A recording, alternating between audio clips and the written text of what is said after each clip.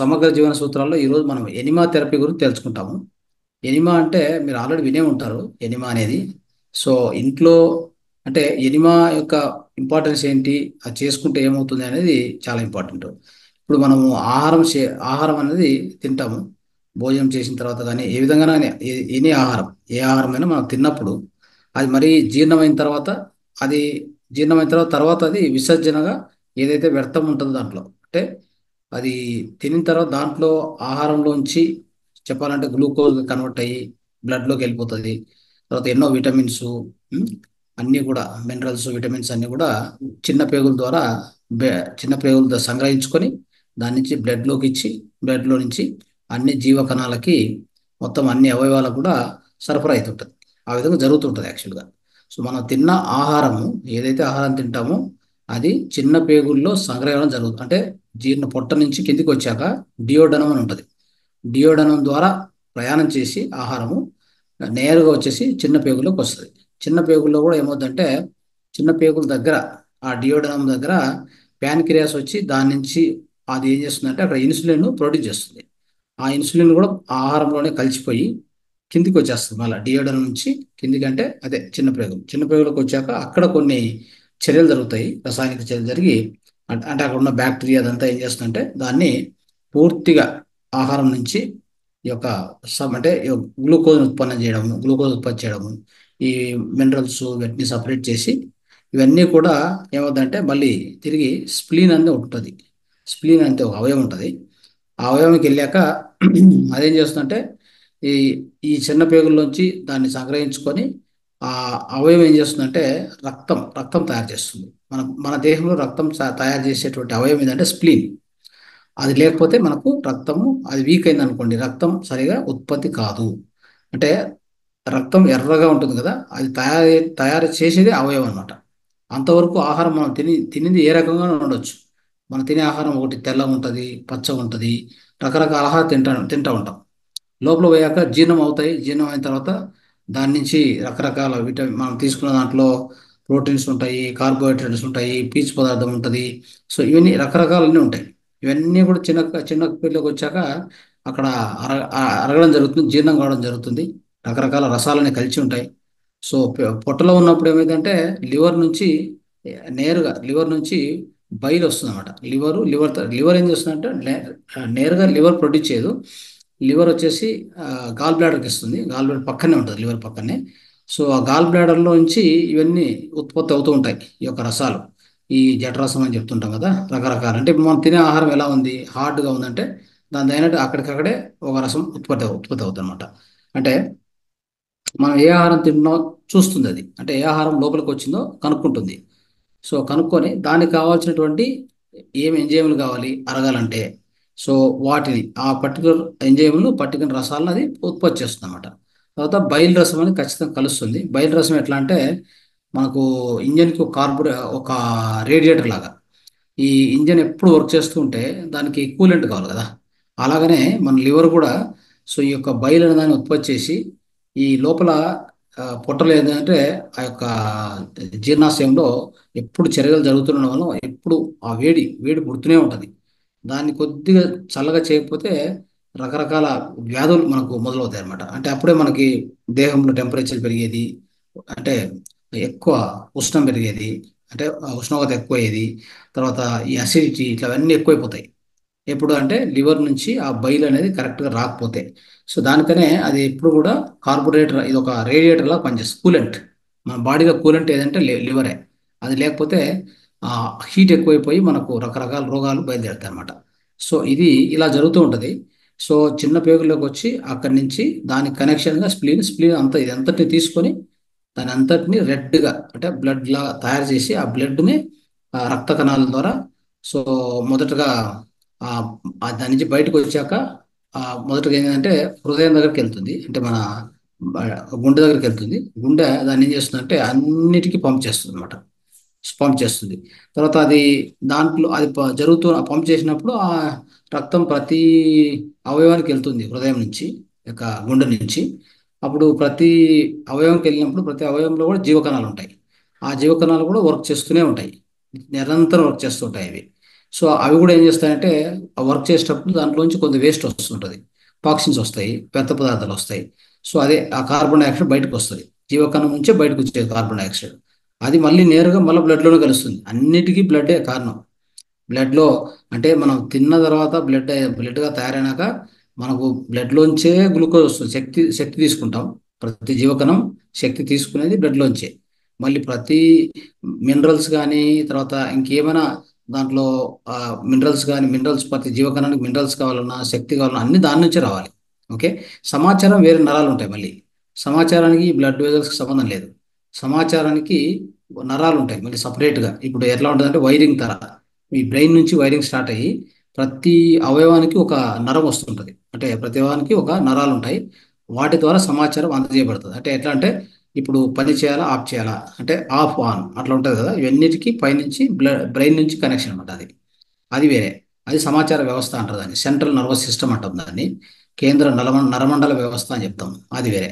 So ఇది మాత్రం ఫిజికల్గా మనకు కావాల్సిన పోషకాలు ఏమేం కావాలి అప్పుడు ఆ అవయవం పనిచేస్తుంది. సో అలాగా మళ్ళీ ఆ జీవకణాలు ఇవన్నీ తీసుకొని మినరల్స్ తీసుకుంటాయి, విటమిన్స్ తీసుకుంటాయి, తర్వాత ఆ, తర్వాత గ్లూకోజ్ తీసుకుంటుంది. అన్ని తీసుకొని వర్క్ చేసి వదిలేటప్పుడు మళ్ళీ కార్బన్ డైఆక్సైడ్ అవుతుంది. ఆ వదిలిన కార్బన్ డైఆక్సైడ్ కూడా మళ్ళీ ఆ రక్తంలోకి వచ్చేస్తుంది. మరి అది ఆ కార్బన్ డైఆక్సైడ్ తీసేది ఎవరు బయటికి? లేదంటే మొత్తం బ్లడ్ టాక్సిన్ అయిపోతుంది కదా. టాక్సిన్ అయిపోయిందంటే ఇప్పుడు మనకు వచ్చే రోగాలు అన్నీ కూడా క్యాన్సర్ నుంచి ఇంకా రకరకాల అన్ని రోగాలు వస్తాయి. సో అప్పుడు ఏం చేయాలి మరి అంటే ఆ మొత్తం ఆ బ్లడ్ అంతా కూడా సో ఆన్ ద వే ఏం చేస్తుంది అంటే ఈ యొక్క హృదయం అంటే గుండెకి పోయిన తర్వాత గుండె ఏం చేస్తుందంటే సో దీని అంతటిని లంగ్స్ పంపిస్తుంది, అంటే ఊపిరితిత్తులు పంపిస్తుంది. ఊపిరితిత్తులు ఏం చేస్తాయంటే అక్కడ క్లీన్ చేస్తాయి. ఊపిరితిత్తులు ఏం చేస్తాయంటే దాంట్లో ఉన్న కార్బన్ డైఆక్సైడ్ తీసి బయటికి పంపించేసి, అంటే మన నిశ్వాస ద్వారా. సో ఊపిరి మనం వదులుతుంటాం కదా, దాని ద్వారా బయటికి పంపించేసి ఆ, ఆ అంటే ఆ కార్బన్ డైఆక్సైడ్ రక్తంలో ఉన్న కార్బన్ డైఆక్సైడ్ తీసి బయటికి పంపించేస్తుంది. అప్పుడు రక్తం శుద్ధి అయిపోతుంది. అలా జరుగుతుంటుంది అనమాట. ఓకే. సో ఇది ఇంకా చెప్పాలంటే మనం ఏమైనా ఈ మెడిసిన్ తినేది, డ్రగ్స్ ఇట్లా అంటే రకరకాల ఆల్కహాల్ ఇవన్నీ ఇట్లా అలవాటు ఉన్న వాళ్ళకి రక్తంలో ఈ టాక్సిన్స్ ఎక్కువ అవుతాయి. అవి తొలగించాలంటే మళ్ళీ లివరే చాలా వరకు ట్రై చేస్తుంది. ఇంకా ఎక్కువైతే ఖచ్చితంగా అది కిడ్నీ వైపు వెళ్తుంది అనమాట. కిడ్నీ దగ్గరికి, కిడ్నీ దగ్గర డయాలిసిస్ జరుగుతుంది. డయాలిసిస్ అంటే ఏంటంటే రక్తం మొత్తం ఒకసారి కిడ్నీ దగ్గరికి వెళ్ళి అక్కడ కిడ్నీ ఏం చేస్తుందంటే ఒక మైక్రాన్ ఫిల్టర్ అది, చాలా చిన్నగా అంటే చిన్న చిన్న చిన్న రంధ్రాలు ఉంటాయి కదా. ఫిల్టర్, ఫిల్టర్ అంటే మామూలు మన ఇంట్లో కాఫీ వడపోతా చేసుకుంటాం కదా. కాఫీ టీ ఏమైనా ఏమైనా కానీ మనం వడపోయాలంటే ఎట్లా ఫిల్టర్, అది ఇది కూడా అలానే ఫిల్టర్ అనమాట. సో అక్కడికి పోయాక అదేం చేస్తుందంటే మన యొక్క కిడ్నీ ఏం చేస్తుందంటే రక్తంలో ఏమేమి ఎంత ఉండాలి, suppose magnesium, phosphorus, iron, so ఇవన్నీ కూడా అన్ని లవణాలు కూడా ఎంత ఎంత ఎంత శాతం ఉండాలి అంతే ఉంచుతుంది. మిగతాది ఏం చేస్తుందంటే తీసి ఆ తీసి ఈ మూత్ర రూపంలో కిడ్నీ నుంచి కింద మూత్రాశయంకి వచ్చి అక్కడి నుంచి మళ్ళీ బయటికి మూత్ర రూపంలో బయటకు పంపించేస్తుంది. ఆ ఎక్కువ దాన్ని దాన్ని తీసి పక్క పంపించేసి నియంత్రణ ఎప్పటికప్పుడు అంటే కంట్రోల్ చేయడం అనమాట. ఎంత కావాలో అంతే పెడుతుంది, మిగతాది బయటకు తీసేస్తూ ఉంటుంది. అందుకనే మూత్రము మూత్రంలో బయటకు వస్తాయి కాబట్టి ఇవన్నీ, మూత్రం కూడా పవర్ఫుల్ అనమాట. ఎందుకంటే రక్తంలో ఉన్నటువంటి మంచి మంచి లవణాలు ఏముంటాయో వాటిని ఎక్కువ ఉన్నదాన్ని దీని ద్వారా పంపిస్తుంది కదా. పంపించినప్పుడు ఈ మూత్రంలో కూడా అన్ని లవణాలు దొరుకుతాయి. మేము మామూలుగా స్వయం మూత్ర చికిత్స అని అందరికి టీచ్ చేశాము. చాలా మంది కన్నడ సెషన్స్ లో నేర్చుకున్న వాళ్ళు అందరూ ఫాలో అవుతున్నారు చాలా మంది. సో వాళ్ళకు కూడా అద్భుతమైన ఫలితాలు. అంటే స్వయం మూత్ర చికిత్స ద్వారా మనం చేయలేనటువంటి పని ఏం లేదు. అంటే మొత్తం అన్ని తగ్గించవచ్చు రోగాలు, ప్రతి రోగం తగ్గుతుంది అనమాట. సో క్యాన్సర్తో సహా, డయాబెటీస్తో సహా, ఎనీథింగ్. సో ఎందుకంటే ఆ మూత్రంలో ఈ ఎక్కువ లవణాలు అంటే 13 లవణాలు ఉన్నాయి చెప్పాలంటే. 13 నుంచి 15 లవణాలు మూత్రం నుంచి వస్తాయి. ఏదైనా భయంకరమైన వ్యాధి, మన చిన్నప్పుడు మన తల్లిదండ్రులు కూడా ఏదైనా గాయం అయిందంటే ఆ మూత్రం పోయారని చెప్తుంటారు. గాయమైన దాని మీద ఆ మూత్రం పోస్తే ఆ గాయం మానిపోతుంది. ఓకే. సో అట్లా ఎన్నో అద్భుతమైన అంటే చిన్నప్పుడు మన వాళ్ళు మనకు తెలియదు, వాళ్ళు పద్ధతిగా సాంప్రదాయంగా చెప్తూ ఉంటారు అంతే. మొరార్జీ దేశాయ్ కూడా 63 ఇయర్స్లో ఆయనకి క్యాట్రాక్ట్ వస్తుంది, అంటే కన్ను పొర వస్తుంది. ఎవరో ఈ మూత్రం గురించి చెప్తే చికిత్స మొదలు పెడతాడు. అక్కడి నుంచి 93 ఇయర్స్ వరకు ఆయనకు ఏ స్పెక్స్ అవసరం లేకుండా, ఏ ఆపరేషన్ కూడా లేకుండా హాయిగా నడుపుతాడు. ఆయన మళ్ళీ 103 ఇయర్స్ వరకు బతుకుతాడు. ఈ మూత్ర చికిత్స వల్లనే అంత లాంగ్గా హెల్తీగా ఆయన బతకగలిగాడు. ఏ రోజు ఏ హాస్పిటల్ పోకుండా బతకగలిగాడు. ఇది సో మీకు అంటే సింపుల్గా అంటే బ్రీఫ్గా సంక్షిప్తంగా చెప్పాలని ప్రయత్నం చేశాను. అయితే దీంట్లో ఎనిమా పాత్ర ఏంటి అంటే, మనం తిన్న తర్వాత అరిగిన తర్వాత వ్యర్థ పదార్థాలన్నీ చిన్న పేగుల నుంచి పెద్ద పేగు సంగ్రహించుకుంటుంది అనమాట. సో పెద్ద పేగు నుంచి ఎక్కడికి వెళ్తుందంటే, అది నిదానంగా అక్కడి నుంచి కదిలి అది వచ్చేసి కోలన్ ప్రాంతం వస్తుంది. కోలన్, ఆ కోలన్ నుంచి బౌల్స్ అంటాము, అదే అక్కడి నుంచి మనకు గుదద్వారం ద్వారా బయటికి వెళ్ళిపోతుంది. ఇది ఈ మా యొక్క మలం. ఇది ఇది సరిగా పోదు. అదే ప్రాబ్లం. అంటే ఇది సరిగా పోకపోవడం వల్లే మనకు వచ్చేది మలబద్ధకం. ఓకే, మలబద్ధకం వచ్చి సో మోషన్ సరిగా రాకపోవడం, దానికి మళ్ళీ మాత్రలు తీసుకోవడం, సో ఇవన్నీ జరుగుతూ ఉంటాయి. సో ఆ మలబద్ధకం వచ్చినప్పుడు దాని నుంచి గ్యాస్ట్రిక్ వచ్చేస్తుంది. తర్వాత లోపల ఆ గ్యాస్ట్రిక్ ఎక్కువైందంటే అసిడిటీ, గ్యాస్ట్రిక్, ఇవన్నీ ప్రాబ్లమ్స్ షురూ అయిపోతాయి. సో ఇట్లా ఉంటుంది కాబట్టి దీన్ని మనం తొలగించుకోవాలంటే ఈ ఎనిమా అనేది ఒక మంచి పద్ధతి. ఏం చేస్తారంటే ఎనిమాలో ఒక ఒక ఎనిమా వచ్చేసి ఇలా కిట్ ఉంటుంది. ఏంటంటే ఇది ఒకటి చూపిస్తాను మీకు.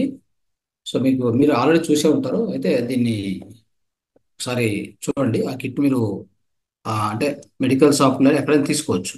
ఉమ్, ఇలా ఉంటుంది సింపుల్గా. సో ఇలాంటి కిట్ ఉంటుంది. సో దీంట్లో మనకి ఒక ఇది ఒక వైర్, అంటే ఇక్కడ నుంచి ఒక వైర్ వస్తుంది. ఇది ట్యాంక్ ఇది మూత పెట్టవచ్చు. ఇట్లా ఇట్లా మూత పెట్టి, ఓకే. సో దీంట్లో నీళ్ళు పోసేసి మామూలుగా మన బాడీ టెంపరేచర్ ఎంత ఉంటే అంత నీళ్ళు, అంత టెంపరేచర్ నీళ్ళే చాలు, అంతకంటే ఎక్కువ కర్లా. దీన్ని నింపేయాలి. నింపేసి ఇలాంటిది ఒక వైర్ ఉంటుంది. ఈ చివర వచ్చేసి మన గుద ద్వారం ద్వారా లోపలికి వెళ్తుంది. ఇది ఒక 10 సెంటీమీటర్స్ ఉంటుంది. అది చిన్నపిల్లలకైతే చిన్నది ఉంటుంది, పెద్దవాళ్ళకైతే పెద్ద ఉంటుంది. సో ఇది గుద ద్వారం ద్వారా లోపలికి పెట్టడం జరుగుతుంది. సో ఇప్పుడు ఇక్కడ దీనికి ఒక చిన్న ఇది ఇచ్చి ఉంటాడు ప్లస్ చేయడానికి. ఇక్కడ ప్రెస్ చేసుకుంటూ ఉండొచ్చు అనమాట.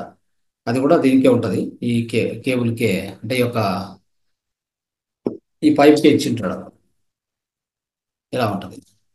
సో దీన్ని మనం ఇట్లా ఇట్లా ప్రెస్ చేస్తూ ఉంటే లోపలికి వెళ్తూ ఉంటాయి. నేను మొత్తం ఇది ఖాళీ అయ్యేంత వరకు ప్రెస్ చేయాలి. ఓకే, ఖాళీ అయ్యేంత వరకు ప్రెస్ చేశాక ఆ, అది ఖాళీ అయిన తర్వాత దాన్ని నిదానంగా బయటికి తీసేయాలి. ఈ యొక్క ఇది ఉంది కదా, ఈ చివర మన లోపలికి వెళ్తుంది కదా, ఇది తీసేయాలి.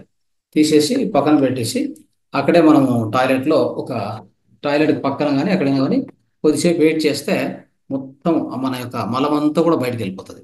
ఇంకేం ఉండదు, మొత్తం ఖాళీ. ఓకే. సో ఇది అద్భుతమైన పద్ధతి అనమాట ఇది. సో దీన్ని చేయడం వల్ల మనకి ఏంటంటే ఎట్టి పరిస్థితుల్లో కూడా కాన్స్టిపేషన్